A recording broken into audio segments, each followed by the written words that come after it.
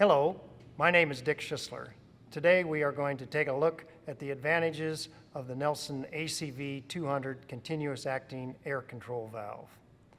The valve consists of the aerodynamically designed float, the seal, and two ports, one large, one small. On startup, you will see the float rise as water enters the chamber. At this point, large amounts of air can be exhausted out of your system during startup.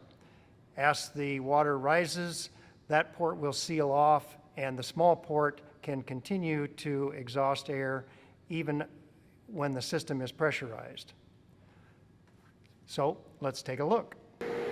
On system startup, you will notice the water entering the pipe.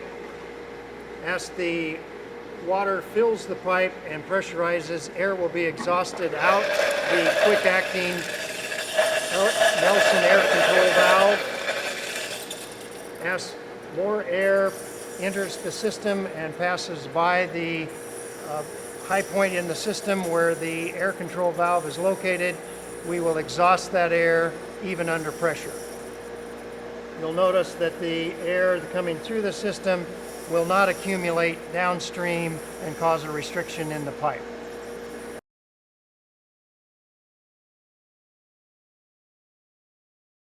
On system startup with the conventional two-way air control valve, you will notice the water entering the system.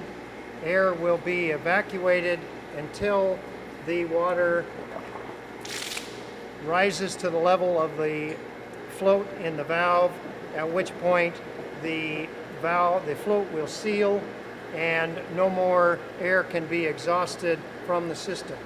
You'll notice here the air that is trapped in the system and cannot be evacuated as long as the float is sealed.